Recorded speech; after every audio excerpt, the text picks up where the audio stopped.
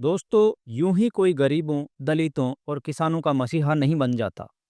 जब भीड़ में आते हैं सांसद साहब तो उनका जलवा देखते ही बनता है। लोगों का आदर, सम्मान ही उन्हें बड़ा नेता बनाता है। जब जनता के बीच आते हैं तो उनके दर्शन लाभ के प्यासे लोग रहते हैं। ऐसा रेला लग जाता है जैसे किसी भगवान के मंदिर में दर्शन के लिए लगता है।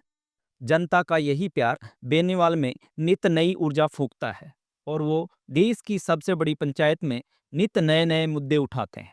यानी यूं कह सकते हैं कि हनुमान बेनीवाल को जनता से जितना प्यार मिलता है, सांसद साहब उसे लौटाने में कभी पीछे नहीं हटते। वो जनता के प्यार को दोगुना करके ही लौटाते हैं। फिलहाल देश की सबसे बड़ी पंचायत लग रही है, यानी लोकसभा का शीतकालीन सत्र चल रहा है। बेनीवाल साहब हर दिन जनता के नए नए मुद्दे उठा रहे हैं। वहीं शादी ब्याह का सीजन भी चल रहा है और बेनीवाल जनता के बीच खूब पहुंच रहे हैं और जनता भी उन पर खूब प्यार लुटा रही है। तो दोस्तों, अब आपको हम बताते हैं कि बेनीवाल अब लोकसभा में कौन सा मुद्दा उठाया है। उनकी दहाड़ अब देश नहीं बल्कि विदेशों में भी सुनाई दे रही है। दरअसल दोस्तों, जब दुनिया कूटनीतिक मुलाकातों की तैयारी कर रही है, तभी सांसद ने अपनी आवाज बुलंद कर दी। ये आवाज इंसानियत की, आवाज उन परिवारों की पीड़ा की जिनके बेटे एक अनजान जंग में फंस गए हैं। नागौर से सांसद हनुमान बेनीवाल ने लोकसभा में ऐसा मुद्दा उठाया है जिसका असर सीधे भारत रूस रिश्तों तक जाता है। यूक्रेन युद्ध के बीच धोखे से भारतीय युवाओं को भेजने जाने का मामला और उसमें राजस्थान के 5 युवाओं के नाम शामिल होना सांसद का शून्यकाल था, लेकिन सवाल बेहद भारी थे।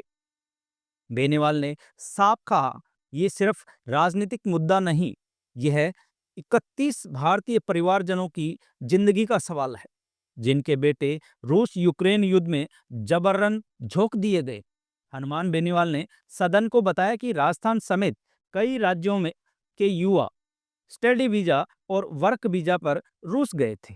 उन्हें बेहतर भविष्य का सपना दिखाया गया, लेकिन वहां पहुंचते ही एजेंटों ने धोखे से युद्ध में भेज दिया। बेनीवाल ने कहा, मुझे प्रभावित परिवारों ने खुद आकर बताया। उन्होंने रोते हुए कहा कि उनके बेटे पिछले 3-4 महीनों से परिवार से संपर्क नहीं कर पाए हैं।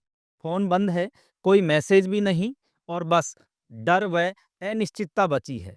लोकसभा में नाम गिनाए राजस्थान के मनोज सिंह शेखावत, अजय कुमार, संदीप सुंडा, महावीर प्रसाद और करमचंद, ये वो नाम हैं जो अब सिर्फ परिवार की नहीं, देश की जिम्मेदारी बन चुके हैं।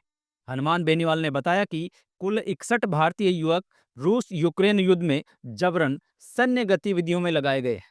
उन्होंने कहा, ये सभी मासूम नागरिक हैं, न सैनिक बनने गए थे न बंदूक उठाने। सांसद ने यह भी याद दिलाया कि इन परिवारों ने सरकार का ध्यान खींचने के लिए दिल्ली के जंतर मंतर पर 3 नवंबर और 1 दिसंबर को धरना प्रदर्शन भी किया था। माँ बाप हाथ जोड़कर अपने बच्चों को सुरक्षित वापसी की मांग कर रहे हैं और अब वक्त बेहद अहम है क्योंकि रूस के राष्ट्रपति व्लादिमीर पुतिन एक दिन भारत आ रहे हैं। 4 दिसंबर की शाम पुतिन दिल्ली पहुंचेंगे और प्रधानमंत्री नरेंद्र मोदी से मुलाकात करेंगे। हनुमान बेनीवाल ने इसी मौके की ओर इशारा करते हुए कहा, यही समय है जब भारत को कूटनीतिक स्तर पर अपने नागरिकों की बात मजबूती से रखनी चाहिए। प्रधानमंत्री और विदेश मंत्री को पुतिन से सीधी बातचीत करनी चाहिए।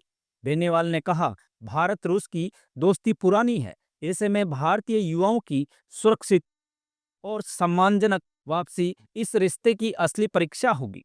देश की सांसद रिपीट देश की संसद आज यही उम्मीद कर रही है। जमीनी हकीकत और भी डरावनी है। 2 महीने पहले जयपुर के एक युवक ने प्रधानमंत्री नरेंद्र मोदी को खत लिखकर मदद मांगी थी।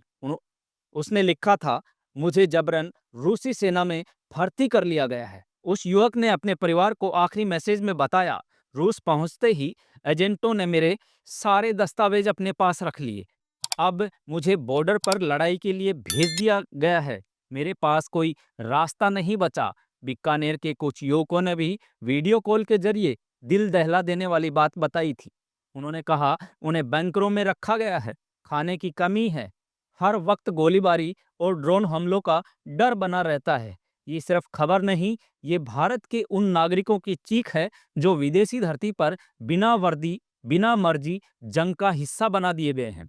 और अब संसद में ये सवाल पूरे देश की ओर से पूछा जा रहा है।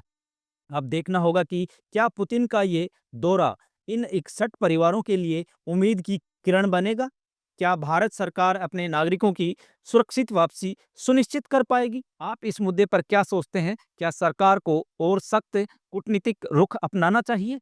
कमेंट बॉक्स में अपनी राय लिखिए। वीडियो पसंद आए तो लाइक और शेयर करें, और ऐसी ही जमीनी और सच्ची खबरों के लिए रॉयल पत्रिका से जुड़े रहें। धन्यवाद।